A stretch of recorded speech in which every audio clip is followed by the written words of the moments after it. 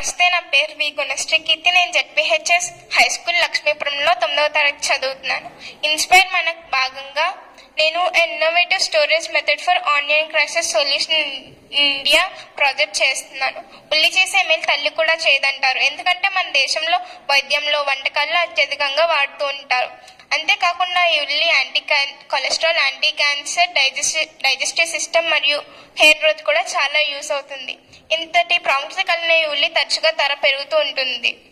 2019లో ఈ ఉల్లి కేజీ 100 రూపాయలు పైగా ధర పెరిగింది. దీనికి కారణం సరైన నిల్వ సదుపాయాలు లేకపోవడమే. ఈ ఉల్లిని శాస్త్రీయంగా అల్యం సప అని కూడా అంటారు. 7000 సంవత్సరాల క్రితం నుండి దీన్ని పండిస్తున్నారు. 15 నుంచి 40 సెంటీమీటర్లు పెరిగే బి వార్షిక గుణానికి చెందింది. ప్రపంచ వ్యాప్తంగా ఉల్లి ఉత్పత్తిలో చైనా తర్వాత మన దేశం 2వ స్థానంలో ఉంది. ఈ ఉల్లి ఒక కూల్ సీజన్ క్రాప్, శీతాకాలం పంట. 60% పైగా ఉత్పత్తి ఖరీఫ్, రబీ కాలంలోనే జరుగుతుంది. కానీ సరైన నిల్వ సదుపాయాలు లేకపోవడం వల్ల ఖరీఫ్ కాలంపై వచ్చే పంటపై ఆధారపడవలసి వస్తుంది. మన దేశంలో మహారాష్ట్ర ఉల్లి ఉత్పత్తిలో ప్రథమ స్థానంలో ఉంది. కానీ మన దేశంలో సరైన నిల్వ సదుపాయాలు లేవు.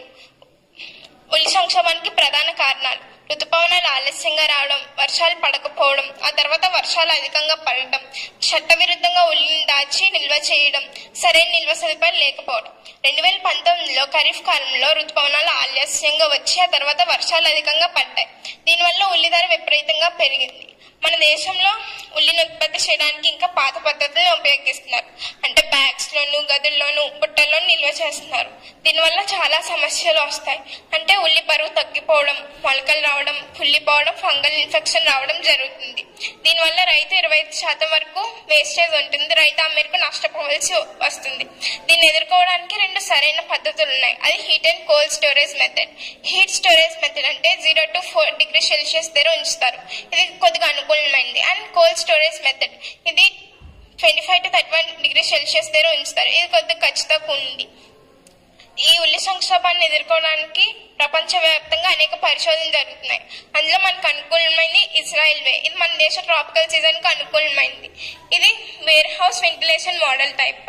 దీన్ని ఎలా చేస్తారంటే చెక్క తీసుకొని 4 వైపులా క్యాబిన్ లా చేసుకొని ఆ క్యాబిన్ చుట్టూ ఐరన్ మెషిన్ ఉంచాలి.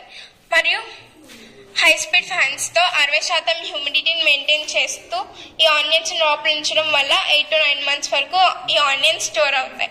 ఎందుకంటే ఈ మోడల్లో మేము హోల్స్ అనేది ఏర్పాటు చేయడం జరిగింది. దీనివల్ల ఆనియన్స్ లోపలికి ఎయిర్ వెంటిలేషన్ బాగా వెళ్తుంది. మరియు మన రైతులు ఏంటంటే బ్యాగ్స్లోని, గదుల్లోని నిల్వ చేస్తారు. దీనివల్ల ఆనియన్స్ లోపలికి వెంటిలేషన్ సరిగ్గా వెళ్ళకపోవడం వల్ల ఉల్లి కుళ్ళిపోవడం జరుగుతుంది. ఒకవేళ మనకి ఎప్పుడైనా ఉల్లి సంక్షోభం వస్తే వేరే దేశాలపై మనం ఆధారపడుతున్నాం. అంతేకాకుండా వాళ్ళకి మనం ఇంకా ఎకనామిక్ గ్రోత్ పెంచుతున్నాం తప్ప మనకేమీ లాభం లేదు. ఒకవేళ మనం ఇలాంటి ప్రాజెక్ట్స్ ఇంకా ఎక్కువ నిర్మించడం వల్ల మనకి ఎప్పుడైనా ఉల్లి సంక్షోభం వస్తే వేరే దేశాలపై ఆధారపడకుండా మనం స్వయం